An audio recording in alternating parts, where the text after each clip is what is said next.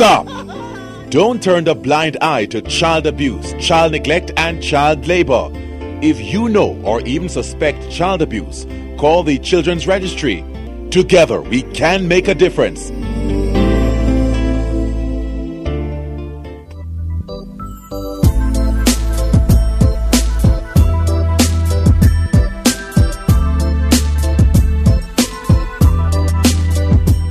Big things are happening in agriculture. Welcome back to Issues and Answers. We have with us the Minister of Agriculture and Fisheries, the Honourable Christopher Tufton, and Mr. Earl Jarrett, General Manager of Jamaica National Building Society, but spokesperson on trade for the Private Sector Organisation of Jamaica. And we're talking about a highly successful conference of hemispheric ministers of agriculture, which concluded last week. And as I said at the break, Minister, I'm interested in finding out what we are going to be doing locally. How are we going to continue the public-private sector dialogue on agriculture in Jamaica? Well, we have done a number of things already. We need to strengthen those. Firstly, we have restructured the ministry. And in that restructuring, we have included a fairly strong component that is linked directly to the private sector.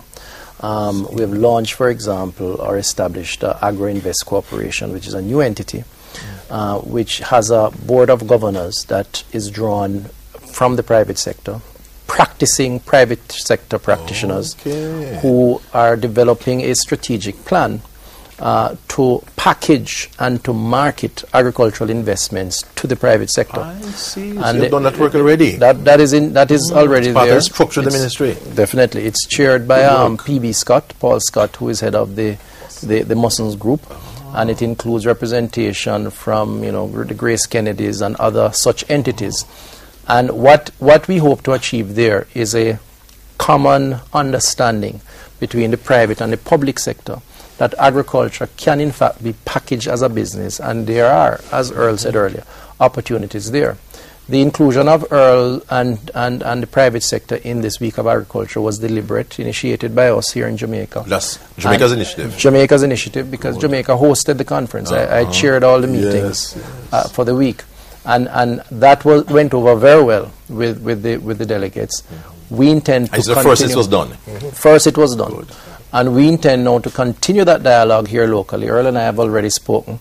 And I believe it's just to set a date now to meet at the level of the PSOJ and other private sector stakeholder groups. Again, to create understanding, to build confidence and trust, and to also help us in the public sector to appreciate the motivations of private capital so that we can now position and package what we have in order to get investments in the area. Minister, the issue of financing is always a bugbear. People in agriculture talk about the reluctance of the financial institutions to give priority to agriculture, that people mouth these things at luncheons and dinners, but very little is done.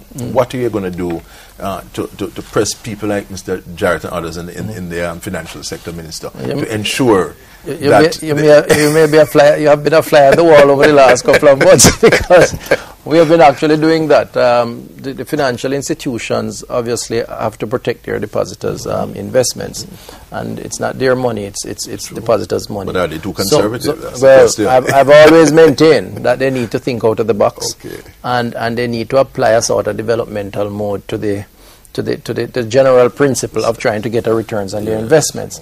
And what we have been doing is developing a number of programs in recognition of the risk profile of agro-investments and the Jamaican farmer, because there are segments within the farming group that are more riskier than others. And what we have tried to do is to tailor specific programs to minimize that risk profile and to try to lock the financial institutions into supporting these very specific programs.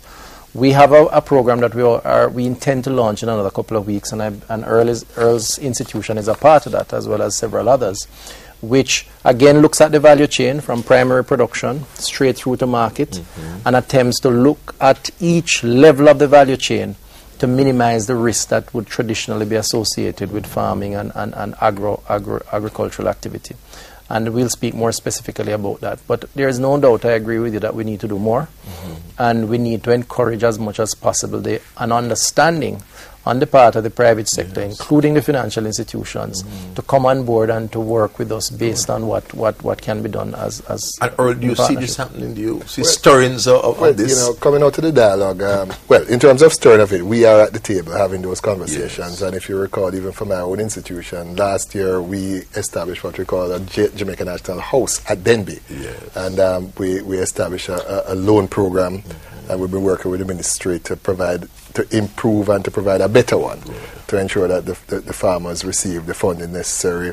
And they have really worked hard in terms of trying to minimize some of the risk in terms of how we get paid and how the crop is there to the end of the day. So significant efforts have been made.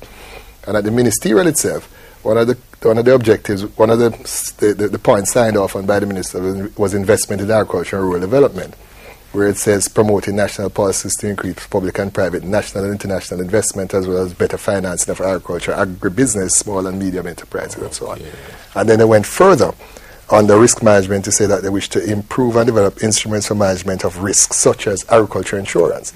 And if you remember, after, was it Hurricane Dean, the producers group and others had sort of said that they're going to come out of certain areas. Because you know, poor farmer, if you think about it, your entire year's investment could go with one disaster, and therefore, if the ministers and the private sector can develop on this. I remember the conference now was hemispheric. It included from Canada straight down to Chile. And so hopefully, if out of that some kind of hemispheric response can be achieved. And can we get multilateral assistance on that, Minister? Well, we're actually doing that. We're actually doing that. We have a program we're working with coming out of those recent hurricanes and storms with the IDB and the World Bank. I was in Washington recently, and we have signed off on this parametric insurance model. The first study has been completed and financed through the IDB. We're now into phase 2, which is a pilot project that we'll be doing in Portland and St. Elizabeth. And another study is being done currently by the World Bank, looking at the regulatory adjustments, the framework that will be necessary in order to implement this scheme. So we're hoping that coming out of this pilot project and the next study that is being done, we would be in a position to partner with private sector stakeholders and the farmers to offer this insurance scheme. So it is part of the risk management program. A lot is happening. Minister, congratulations to you for a highly successful conference. You've done Jamaica proud again, and both of you look good together. It's good to see the private and public sector working together in this field of agriculture. Minister of Agriculture and Fisheries, Honourable Christopher Tufton, and the General Manager of the Jamaica National Building Society, as well as the spokesperson on trade for the private sector organisation of Jamaica, Earl Jarrett. We thank you so much for your company on Issues and Answers. Next week we'll be back. Until then, Ian Bowen wishing you a pleasant evening.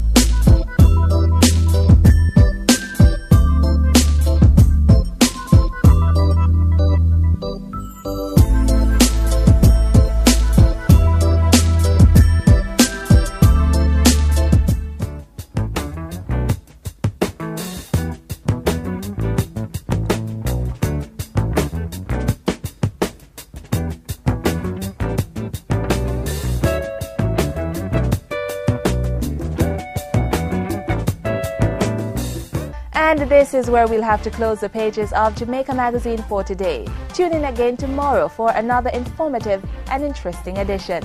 And remember, this and other programs can be viewed online at www.jis.gov.jm. You're also invited to give us your feedback at jamaicamagazine@jis.gov.jm. On behalf of the team here at the JIS, I'm Samantha Allen. Have a great evening. This has been a production of the Jamaica Information Service, the voice of Jamaica.